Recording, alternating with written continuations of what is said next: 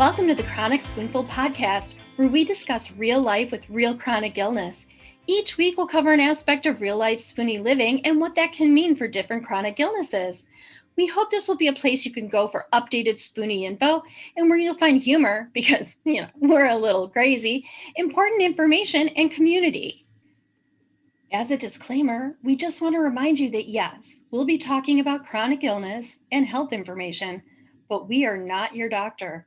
Everyone's chronic illness is different, and we are absolutely not MDs, so we are not qualified to give you medical advice.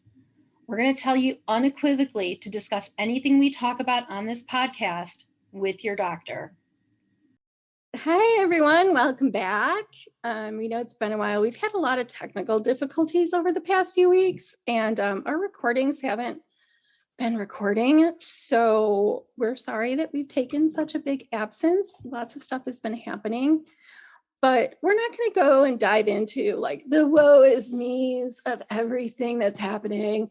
We're going to actually get to a very special guest we have today. I think all of you may remember Cristina. She was on the show when we did our cannabis series, and she's a registered dietitian, and one of her specialties is talking about, including cannabis in our diet. However, today we're going to go even broader, and we're going to talk about nutrition, anti-inflammatory nutrition, and all of those fun things about, nutrition and chronic illness, but also a little bit about a new program she has developed that is specific to people that have inflammatory issues.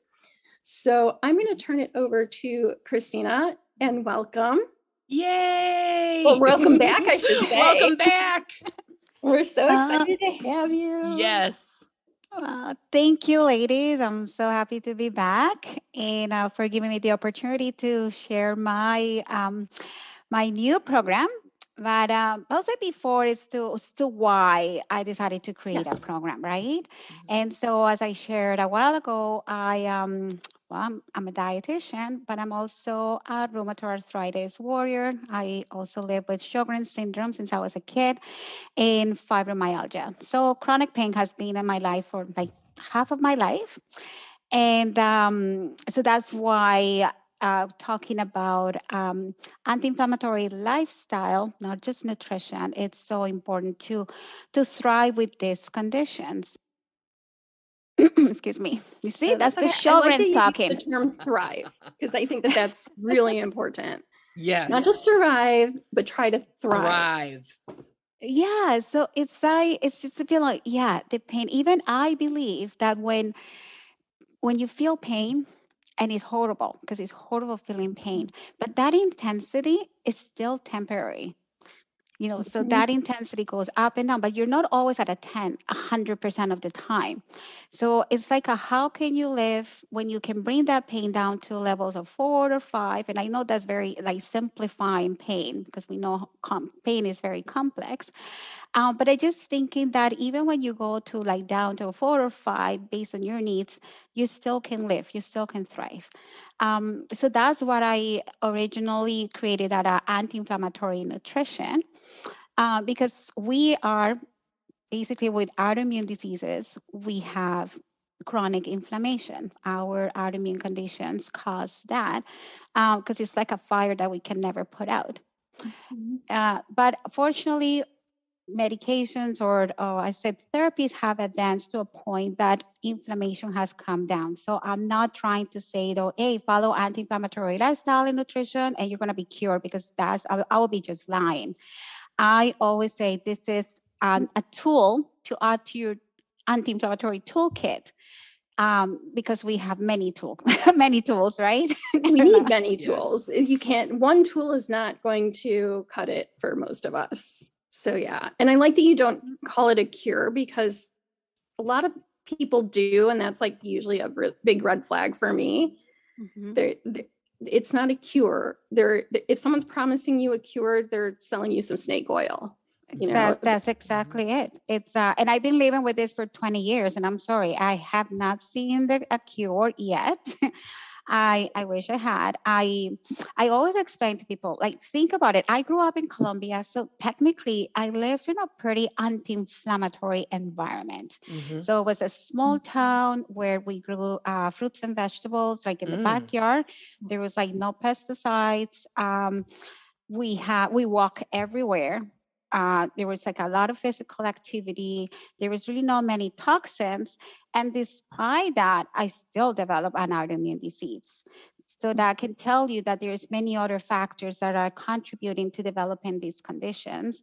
And unfortunately, women, I was just listening to like an update on autoimmune diseases. It's like the ratio is 9-1. Like, we're so lucky, Wow. right? Wow, that's crazy. Hey. Doesn't it figure? Right. And it's like, yeah, it's like 9-1, like a female, like that we kind of lead the way in there. Yeah, because but we needed more stuff with our bodies than we God. already had. exactly. So it's just not enough. And a lot of those things, the factors are like hormonal factors, right? Genetics, environment, right? So what the stress and women tend to be like the caregiver for everyone. So I think that like extra stress perhaps could be another trigger. So it is complex. So that's why to say that the one thing is going to cure and take away the autoimmune disease, and that's just not true. No. So when we talk about like anti-inflammatory nutrition, so what is it? Is it another fad diet? Like, what is it, right?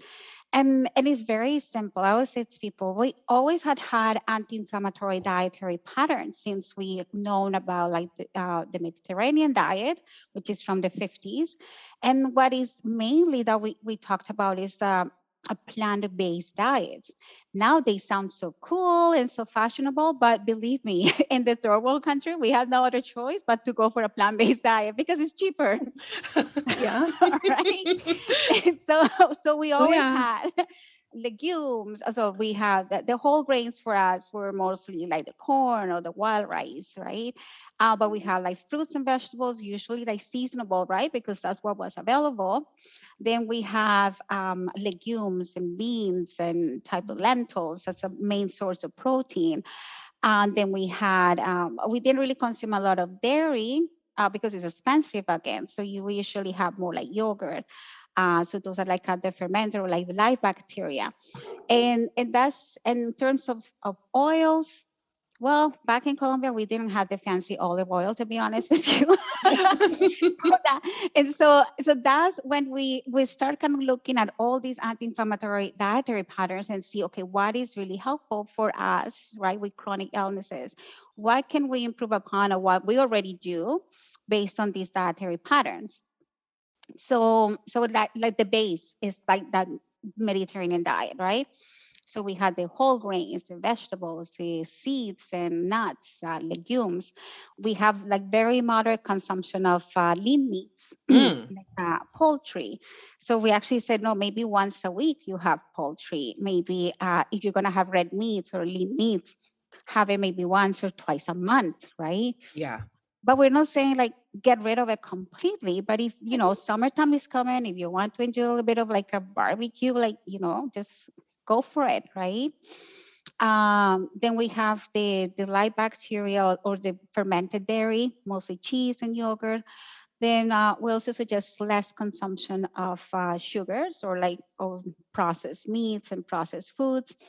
And the main source of oil is extra virgin olive oil or olive oils, not only because they're like unsaturated fats, but they have a high content of antioxidants compared to other type of oils like avocado oils. And also they're easier to produce. Like really, olive oil is just squeezing the olives, whereas the avocado oil goes through a more complex processing. So that's really so how is this evolving and the anti-inflammatory? Yeah. So it's evolving is because now we're saying, hey, there are like spices and herbs that we can include in our anti-inflammatory way of eating. So add all your herbs, right? Basil, then have like parsley, anything really, cilantro added to your meals. You're Then making me very hungry right now. I know. I was thinking the same thing.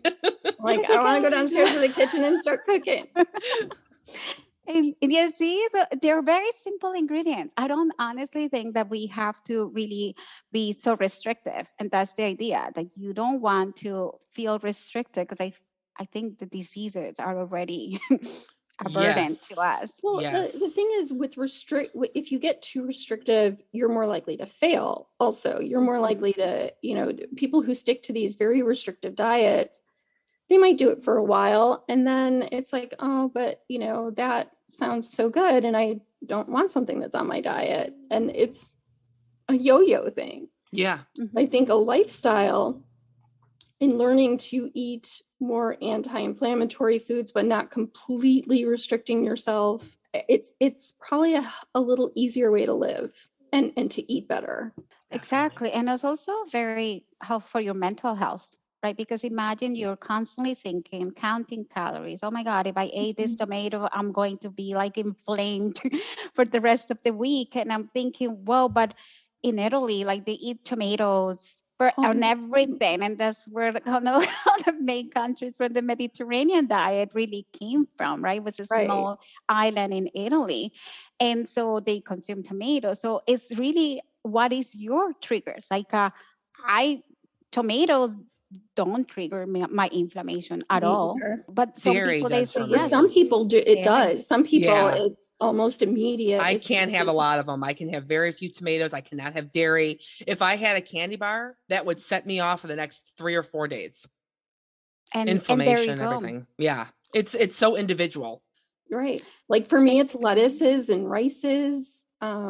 I have a really hard time with them and I get very inflamed. So, and you think as if it's lettuce, but you think, but it's lettuce, and it's about, but that's healthy, right? Or like, isn't that? But it's very hard for your body to process. Mm-hmm. Exactly. That's just what it is. Like when we are suffering any autoimmune disease, we don't only have one condition, right? Right. We typically have multiple conditions or maybe side effects from the medications that we're taking that can cause like digestive issues.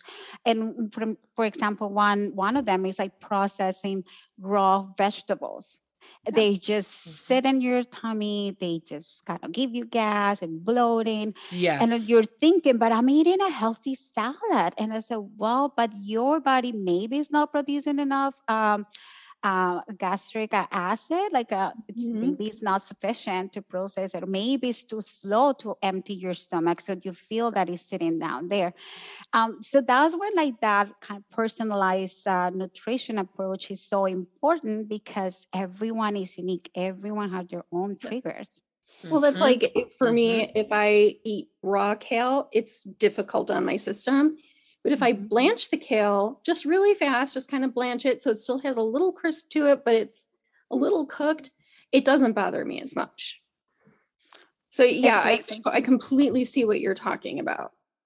And that's, I've seen that, and a lot of my patients and myself that with Sjogren's, patients with Sjogren's suffer from a lot of digestive issues. And I unfortunately they're not that recognized, and I'm always kind of advocating for that he said, hey, it's just beyond dry eyes and dry mouth. But kind of like going back to this whole anti-inflammatory nutrition, I wanted to share that there's actually 2 groups of researchers, one in California and another one in Sweden, and they were trying to create like an anti-inflammatory protocol for patients with rheumatoid arthritis. So they essentially added like all the foods that I described, but they did suggest some elimination of the nightshade vegetables, eliminate gluten, eliminate all dairy products. They will say, and I will say that the advantage, they said, they found some relief in pain and symptoms when they ran these trials. But I guess the caveat is that they actually sent a package of food to each of the participants. Wow. So in one study, they say I think they cover like half or like 50% of the whole diet. And then California, they sent the entire like a menu to them for the like 10 weeks or so. But I'm thinking, is that realistic? Like this is probably they follow because they got the food, right? This is what you have to eat every day. But it seemed to me, it seemed very repetitive. They will say, no, you cannot combine beans and rice. And I said, are you telling the Latinos not to combine beans and rice? Are you kidding me? I mean, one of my biggest upsets about not being able to eat rice was I can't eat red beans and rice anymore. And I'm like, but I love red beans and rice. You know, the problem for me is beans. I don't understand why, Cristina, but I cannot process beans, and my body is just, I bloat so bad. I look like I'm 9 months pregnant. It doesn't matter what bean, it doesn't. And it's so unfortunate because I would like to switch out beans and be more vegetarian, you know, instead of eating more ground turkey or chicken for me. I'd like to restrict some of that, but I don't know what else to do. So it's wonderful, like that, you know, with your knowledge to be able to share so much of what you know with us is just life-changing. But you know what? I'm with you. And I didn't realize how much beans affected me until I came to Canada and I realized that I had IBS. And I said, what? I can't eat beans? Like, this is like, my life is over. If you guys took beans away from me, I don't know that I'd be able to eat ever. She would cry. I would cry. I've already lost rice and lettuce. I don't need to lose beans too. Like, please don't do that. Please. I need my beans. And I can eat cans of them with no problems whatsoever. Like, must none. Be nice. But this all goes back to what you originally said, is how individualized all of this is, and why it's so important. You know, people go to these diets all the time and they think, well, you know, this doctor's talking about, this is an anti-inflammatory diet. The Mediterranean diet's anti-inflammatory. They go to South Beach or they go to keto or whatever, but it's still individualized to the person. Yes. It's absolutely true. And it's actually, I've seen in many of my clients that probably they have this aversion or reaction to a favorite food, right? Like, for instance, like beans. But then sometimes elimination could be necessary just to determine those triggers. But then it's also equally important to that reintroduction phase. So then you don't miss out on all these ingredients, all these foods for the rest of your life, because then you become afraid, you become fearful of eating food. And then you start building this really bad relationship with food, right? You want to make peace with food, because food is not your enemy, right? It's like anything else, what else is really going around you that is affecting you? Perhaps sometimes your day can be so stressful, you're having the worst flare up of your life. And then you may have the most beautiful anti-inflammatory nutrition, but because your anxiety levels are so high, and that brain and gut connection is kind of broken, that salad is probably not going to do you that well, right? So so talk a little bit more about that brain and gut connection, because I think that gets dismissed when we talk about nutrition quite a bit, is, you know, the stress and the brain and gut connection. Yes. People always want to talk about the specific foods and all of that, but they dismiss the other factors that go into how your gut handles what you put in your body. So, you know, that old saying, oh, that gut feeling, right? Like, you feel something, you feel it in your gut, right? And that has something to do with the vagus nerve that is innerving, right, from your brain all the way down to all the enteric nervous system. So there is that strong connection really with your gut and your brain, like what you're feeling, your appetite. And so whenever there's that anxiety, it feels like it also shut down, right, your gut, right, and how it processes and digests food. Also think about the gut microbiome or the bacteria. So most of the serotonin, right, that is that neurotransmitter that kind of helps it to calm down, is produced by gut bacteria. I don't know if you knew that, but it's mostly produced in the gut. So when you are also implementing this anti-inflammatory way of eating, you're feeding that good gut bacteria that is helping you produce this serotonin. It's protecting your your gut barrier, the gut lining, right? So once we protect that gut lining, it's also protecting your immune system, and it's strengthening and supporting immune system health. So that's when we feel that connection and that nourishment of your gut is so essential when it comes to the anti-inflammatory way of living.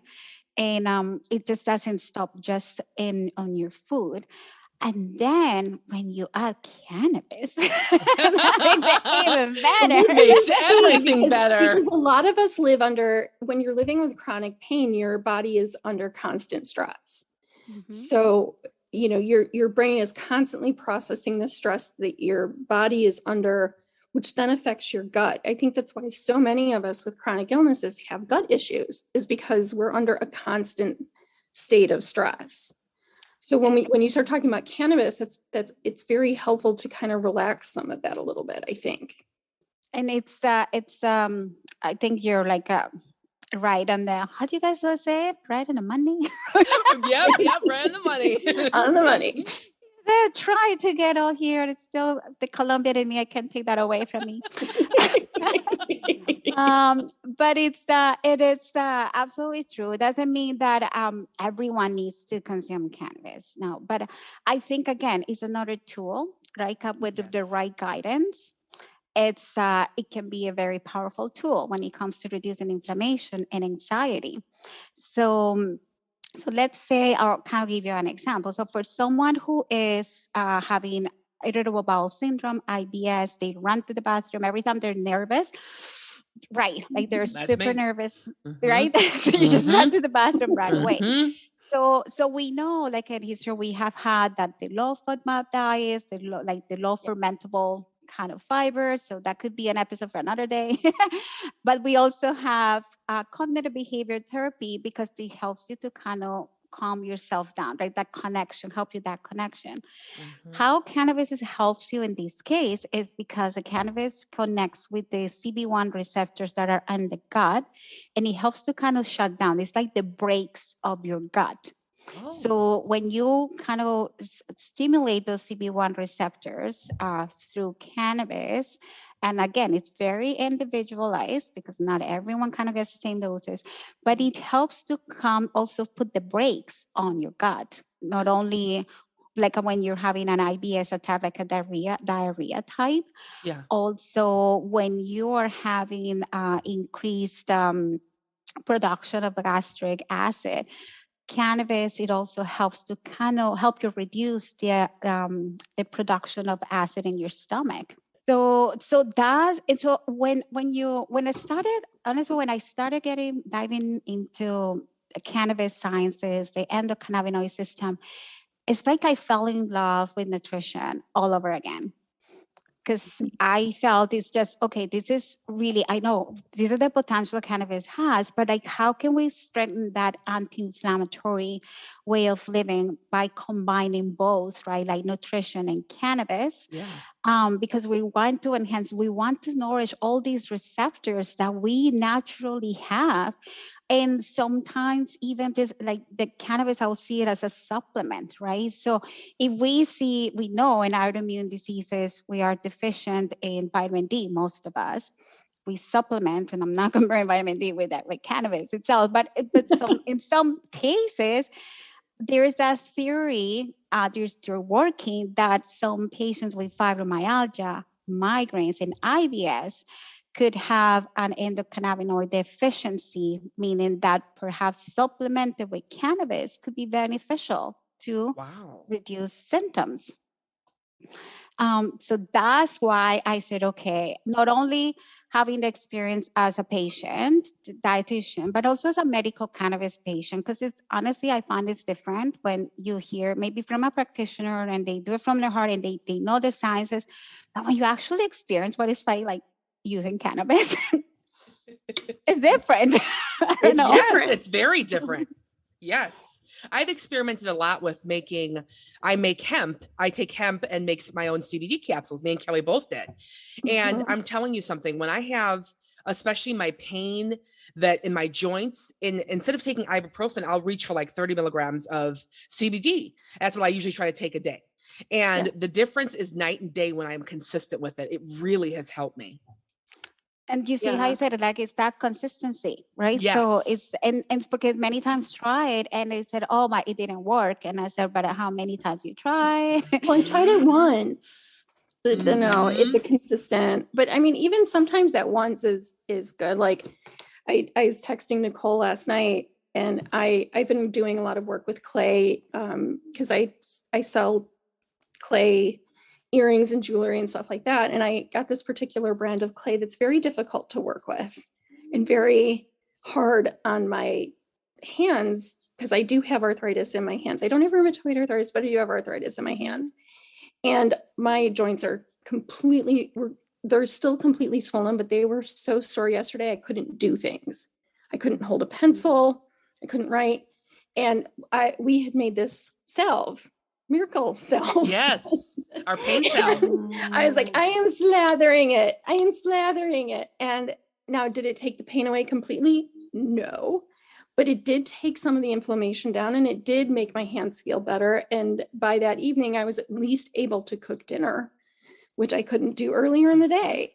So sometimes it is just about, how can it work to help with some of these chronic pain symptoms we have, or these different pain symptoms we have. But no, it's not a cure for anything. But it helps. Yeah. It helps. And I think you're right. Combining that with nutrition can be very useful.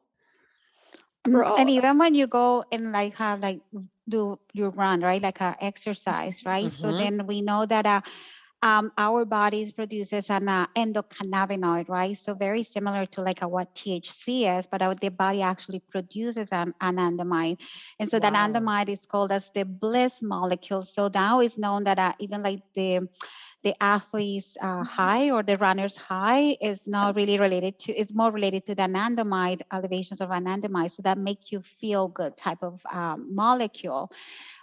So when you were using small amounts of the cannabis, it kind of gives you that same kind of bliss when you're exercising. Well, now I understand what runner's high means, because I've never gotten that. No, me neither. I've got runner's pain. I have exercise intolerance, so I never get to the runner's high part. I get to the I'm hot and sweaty, and here comes the migraine. Yep. Part. But no, I know a lot of people that are. It's not even just with running. It's any type of exercise. I know so many people that get to that point with exercise, and they just love it. And now that you said that, I'm like, oh, now I get it. Yeah, there is a reason. There is a cannabinoid for that. That's so now I can just get it out of my drawer. Okay, that's great. Yes, it's so interesting. So last year, and I had Nicole, and I ran a beta program, a trial program. It was amazing. Really test out the content and see, does it make sense? So even before I try to explain why, my program or how I'm going to launch, I would like to hear from Nicole, what did you feel to learn all these different kind of things about nutrition or cannabis? Your program was questions on us. It was amazing. Your program is amazing. I learned, your program was so well done. It was not overwhelming at all. It was so clear. It helped me understand and have a better relationship with food. There was so much knowledge you introduced me to that I never knew about at all, that it opened up my eyes, and I was like, oh, maybe this is why I'm feeling the way I'm feeling. And I started making changes, even small changes like you suggested, to begin with. And Cristina, it worked. It really made a difference. It was huge. And I'm so glad that you asked me, because it was and I already incorporate, I use cannabis. I have cannabis olive oil. I infuse my oil with cannabis. And like Kelly and I said, I use a 1-to-1 in my magic pain salve. I use cannabis every night, THC capsules to sleep. I use CBD during the day. But I'll tell you, when I remove that from my diet, I feel it.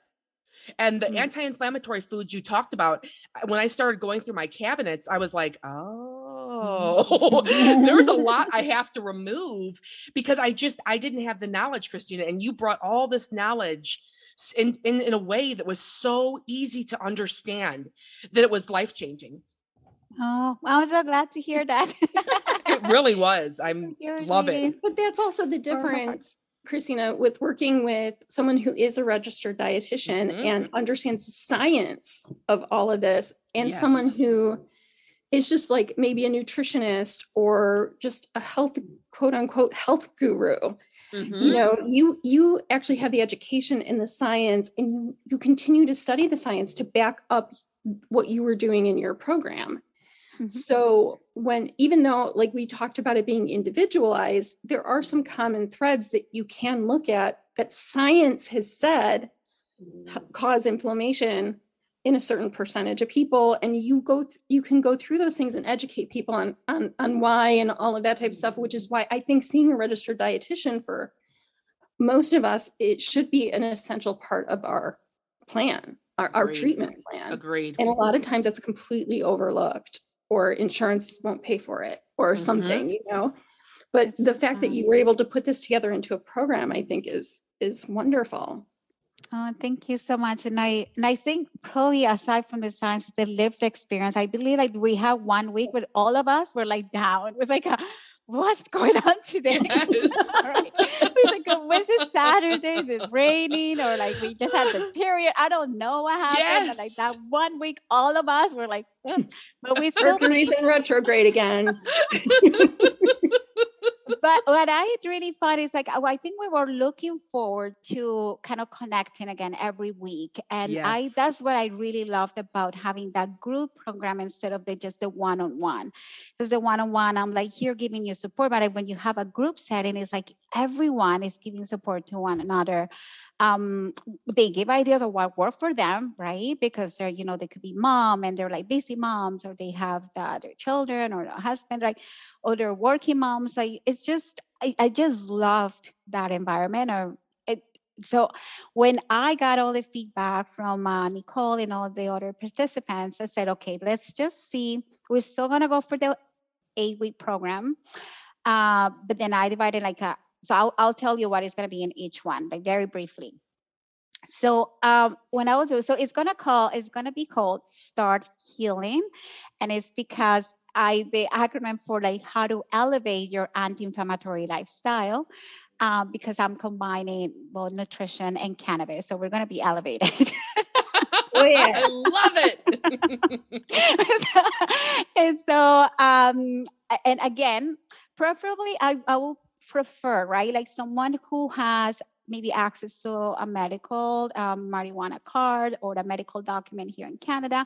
So then I know that at least they have some suggestion of dosing for the day. So it will be very helpful, right? Or at least have some approach. But if you don't have it, then I can give you guidance on how to obtain it.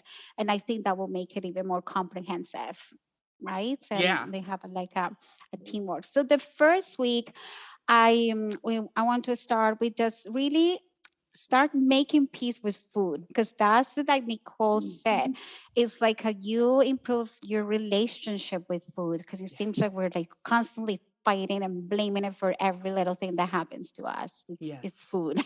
It's just what I eat. And I said, but were you upset? Maybe you had a fight with your husband, but you blame it on the food, right?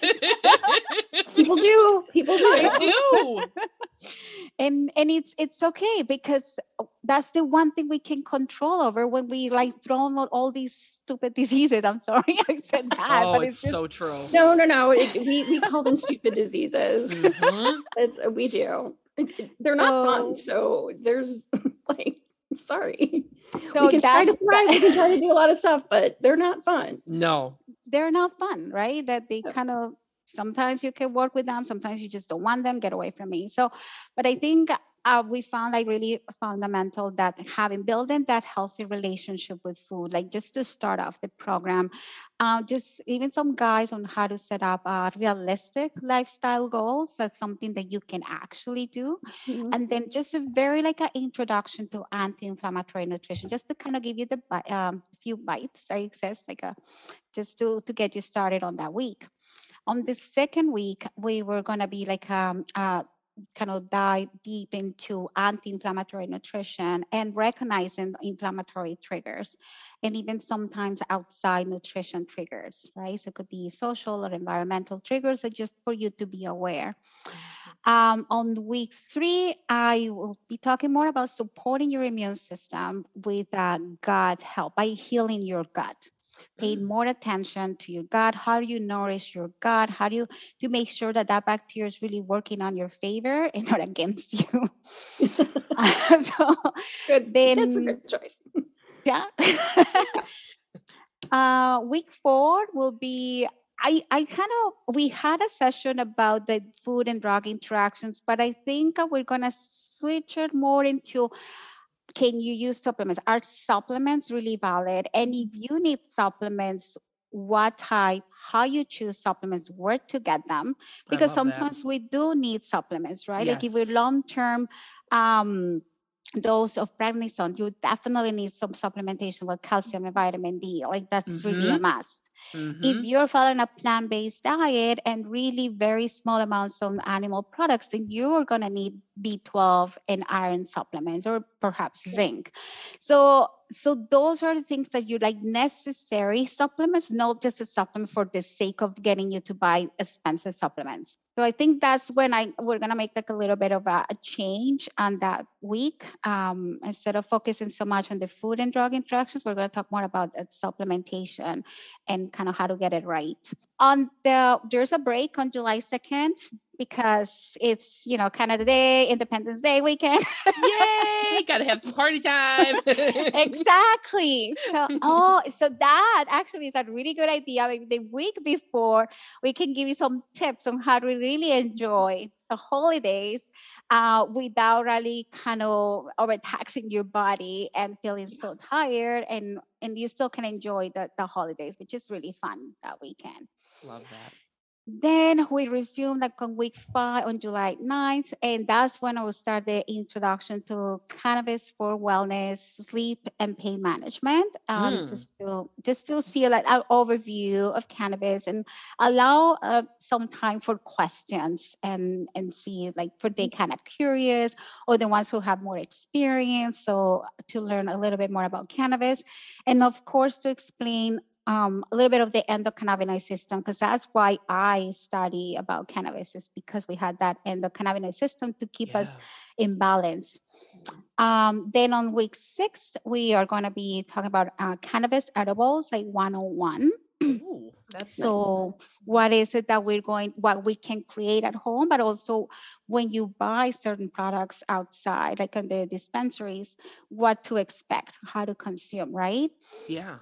Looking at the ingredients lists and things like that. Neat. It's like, for me, I can't have gelatin. It bothers my gut. So I look for pectin instead. If you're looking at gummies, or, are you sensitive to chocolate?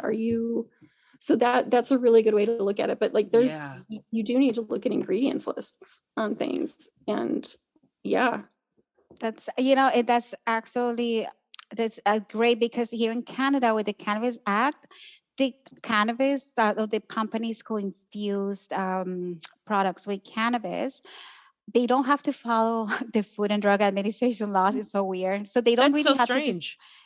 so they are displaying the ingredients really like in good faith, but they are not obligated really to see if there's any allergens. They don't have to display according to the current like Cannabis Act. But I think there are really good companies like Wana. I think you said like a Wana gummies, like that's a really good company that they really take upon themselves to make a gluten-free and I think a lot of allergen-free components in their products. So I think that it's very important to really recognize health-wise what's going to have a positive impact on your body. Definitely. That's wonderful. I like that you're going into that type too. of stuff on that week, not just how edibles affect you, but what's actually in edibles. And to be able to make your own, because it's not that hard. And it's cheaper.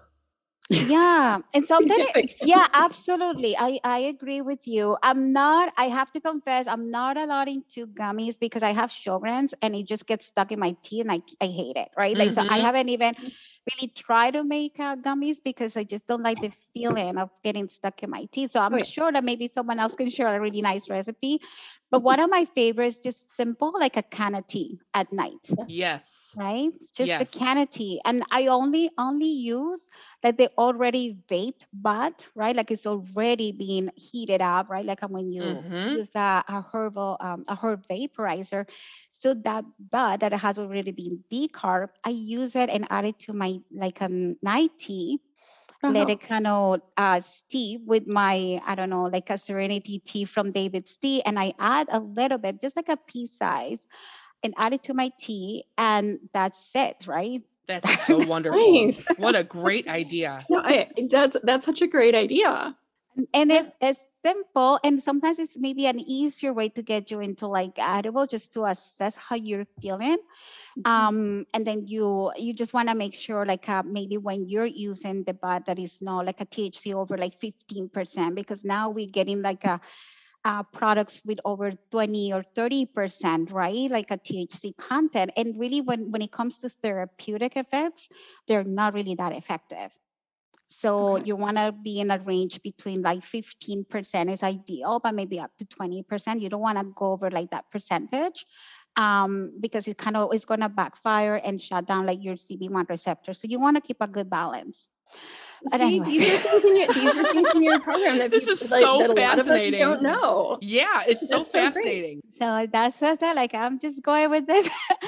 So again, like going back to that July 6th, we talked a little bit about cannabis edibles, and I'm gonna touch on how to obtain that medical document here in Canada and then the US. I will do a little bit of research on how to maybe what would be the best way, and because it changes with each state, right? It does. And if you need help, Cristina, let me know. I can get you all that information. Perfect. So I will definitely get into that. Definitely. I will need some help with that for the problem. US. And then on week 8, that would be almost like the graduation, like putting it all together. If there's any questions, just to see kind of sharing successes and challenges. And I thought it was really neat treat to have that chance to win the Lottie box, right? Like the Lottie Wellness box, which is really great to have all these little goodies there. That's so cool. We all like goodies. Yes. Right. And I think I would like to see, because I would love to add your journal, because I know you have a wellness journal right on your website. And I was really thinking, and I want to get a copy of it. I said, I want to get these girls, because I know you know. We're going to get you a copy. Don't worry. Yes, we'll get you a copy. You want a copy. So that is, and so what are the bonuses like from this? So one is really being that community. I'm really just a guide, right? I'm like just sharing some information, but I want you, my goal is to empower our all of us, like the warriors, like whoever kind of register for the program, to be able to, it's not like the meal plan. I give you an example, but then after the program, you will be able to put together your own anti-inflammatory meals and snacks. I love that. Right? And so that's setting people up for long-term success. And that's part of it too. That's what I feel like your program does, Cristina. I feel like it sets people up for lifetime success.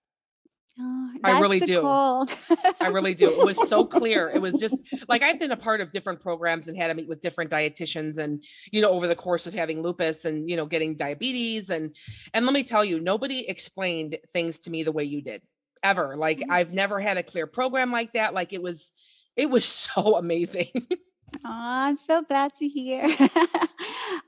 So that's what it is. So one of the, like I was kind of sharing with you, is that I'm hoping to like at the end of every presentation, like every week, to give at least a sample, like a meal sample for the day, or maybe snacks for the day, right? So then kind of they can run and implement it right in that week.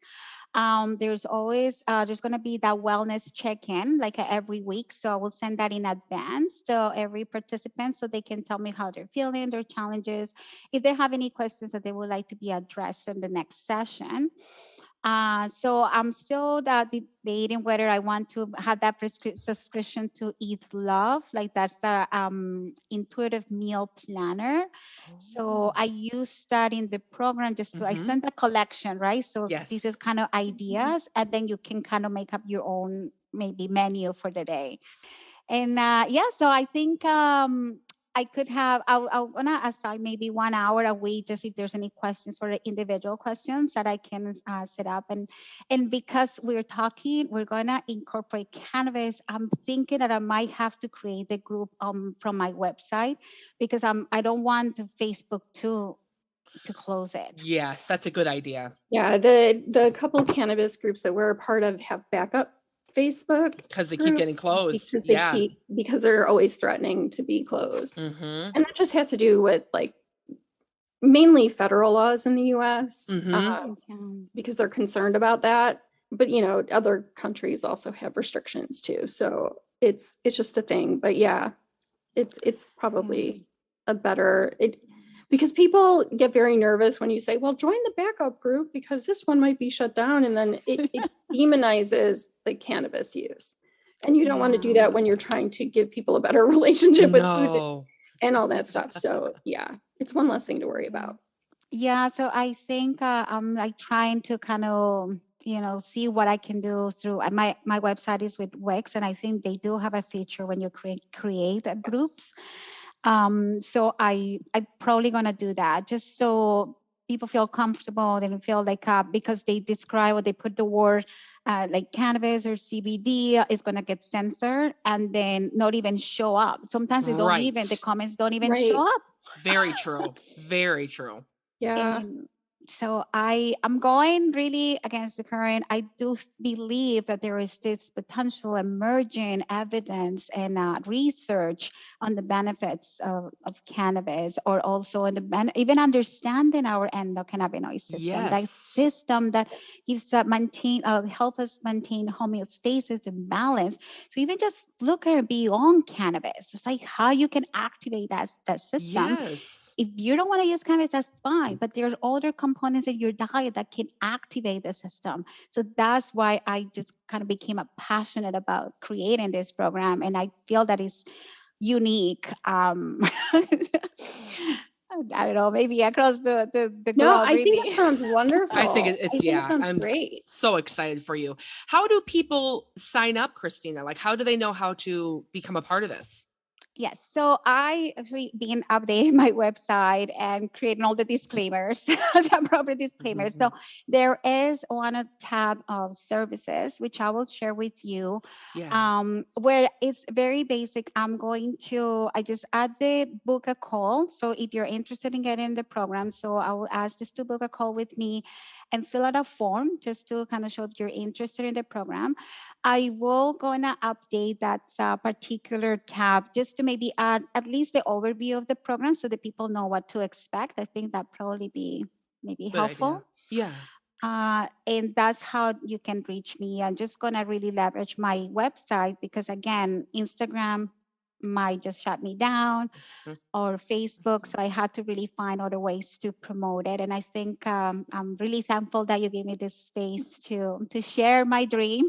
Oh, we're so happy you did. I mean, Kelly, could you put a link in the show notes? Oh, absolutely. For the website? I'll put a link in the show notes, and we can also link to it on our Facebook page and Instagram, and we can talk about it on TikTok too, because we're on all the social media. We are. We're going to talk about your program. Well, I know, like you have to do the emoticon, right? Because even I have been banned in TikTok because like I posted like cannabis. Like really. Oh my gosh. I know. I love TikTok though. I'm obsessed. We are. I just want to promote your program everywhere because it was so wonderful. Oh, thank you. And I really appreciate it. You ladies made my day. It was a very sad day. And every time I see your faces, I talk to you, there's just something special about you too. Thank you. Well, we think there's something special about you too. Heck yes. I'm so excited, Cristina. I think your program is going to just blow up and that everybody is going to want to be a part of it. And it's going to be really exciting. There's such exciting things to come for you. I believe that. Yes. Thank you. I appreciate it. And I'm working on a coupon for 420. So we'll see. Yay! That's awesome. Great. Very excited. So yeah, that's all I have to share. And I really appreciate it. This this time with you ladies, and I'm excited. We'll see. I'm really excited. I want people to get to know, to really see and really use their own healing like power, their body healing powers. We have that. We actually have that, a way to allow ourselves to heal. I believe that. But we just need to kind of nourish it with the right foods and substrates and maybe cannabis. That's right. They're all medicines. Food is medicine. Cannabis is medicine. Yeah. Absolutely. Yes. Well, Cristina, thank you so much for being on the show today. And, we look forward to sharing your program with people. Yes. But also we appreciate all of the helpful advice you give and the support you give. And, of course, we will have you back on again. Yes. And I have an extra journal for you, Cristina. If you want to give me your address, I will send it to you. Oh, thank you so much. No problem. I will send it. No Appreciate problem. it. All right. Thanks, Christina. Thank you're very welcome. Bye-bye. Bye.